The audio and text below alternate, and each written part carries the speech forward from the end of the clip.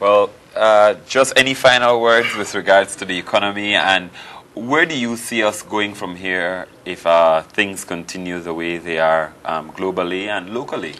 Just to add to that, what do you tend to be as your role as the opposition in order to help us in moving forward?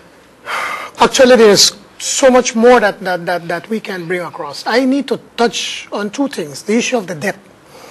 We have a lot of armchair economists that come to us and to tell you, oh, that because of so much debt that we have. Debt per se is not necessarily a bad thing. Any business person will tell you for them to expand their business, they need to borrow so that then they could make more money. The same thing happened when we were in government. We felt that we need to borrow so that we could expand. Do you realize, William and Marlene, that when we were in government, we invested over $400 million in our road infrastructure in this country? People don't remember that. People don't remember that we invested tens of millions of dollars in refurbishing our hospitals and clinics all across this country. Look at education. In 1998, we were investing about $65 million. By 2000, we were at over $100 million. By 2008, we were already at $140 million. If you look in those 10 years, we invested over almost $1 billion in education. 1,500 new classrooms, 5 new high schools, 6 farms, new campuses for UB at Belmopan and in Toledo.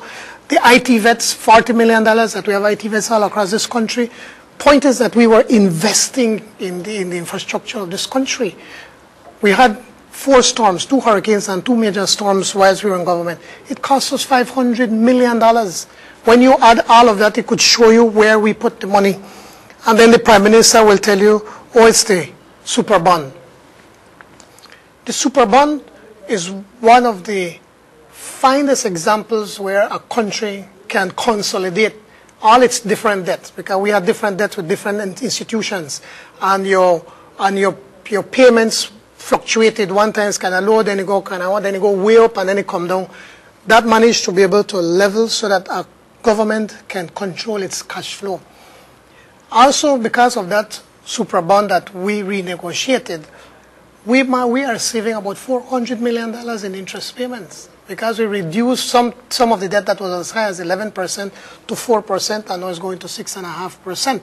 And now the Prime Minister says the super bond. When we presented the super bond at the National Assembly, the now Prime Minister, in February of 2007, and you could check the records, I'm sure that you have the video on all to show, where he said he is supporting the super bond because he said he would prefer that our government handle this issue and not his government when he comes in. Well, obviously he knew that he would not have the talent that would be able to do that. So it's just important for me to quickly put that into context. But on the way forward, I am a Belizean first and foremost. I love this country. I have no other country to go. I don't have green card. I don't have no other nationality. I am a Belizean. I'll be a Belizean till the day I dead. I want things to go good in this country, because when it goes bad, it not just go bad for the UDP or for the PUP, it go bad for all of us.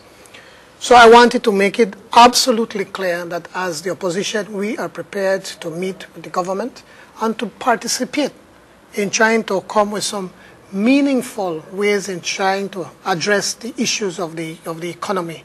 We have the talent. Obviously, they don't have the talent.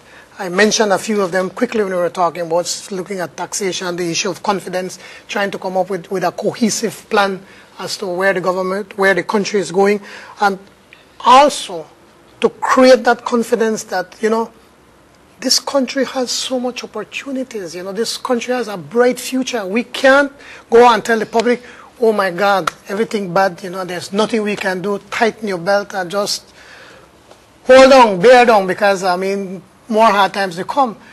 Once you do that, it makes matters even worse.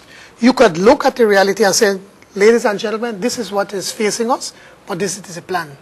And together, we are going to sail through it, and we are going to make sure that this country continues to develop and to continue to create opportunities for our Belizeans. Wow. Well, with that said, just one final question. Most people would say that the opposition is an easy position to be in because you can just, look at everything that is happening and kind of give a different idea. Some people would say that. But in closing off, you're talking about being a Belizean and wanting to see good for the country. How do you, in the role of the opposition, not only look at what decisions are being made by the government, but also look at how you can be a contributing factor to the society in being able to help us to progress?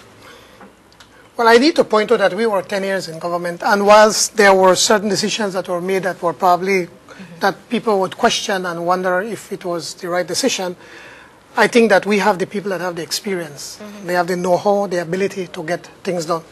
Once we were 10 years in government, we had an average of about between 6 and 8% growth in the economy. We never had a contraction, despite the challenges that we had when we were in government, as I said, from the fuel to the oil prices to the wars and all of that. I mean, we were going to that and the hurricanes. We had growth. So I use that to say that we in the opposition, we have the know-how. The government also needs to have some humility and to say, guys, let's get together. Let's stop fight. Let's put our hands together, our heads together. Let's think our way through this. We are prepared to do that. We've said we're prepared to do that. We are prepared to meet with anybody that would be able, that are prepared to work to make sure that we can go through these difficult times. This is our country, man. We love this country as much as the government, and we want to be a part of it.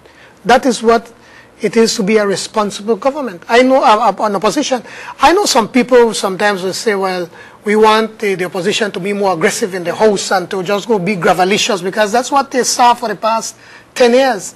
And I'm saying that that's not the way the opposition should behave. Of course, we need to stand up and hold the government to task. Of course, we need to show the corruption that's taking place in the government. Of course, we need to show the foolish decisions that they make. But it's beyond that too. It is also working with the governments on issues of national importance. The economy is one. The issue of crime is another one, which I've already made it very clear to the government. I made a presentation saying that we are prepared to work with you. I gave them some ideas. And what was the response of the Minister of National Security when I said, I'm not blaming you, it's something that we have to do, was to attack me, and say, oh, you come from Rambotong, and started to show personal attacks, as opposed to being gracious and say, you know what, let us sit down and see what we could do.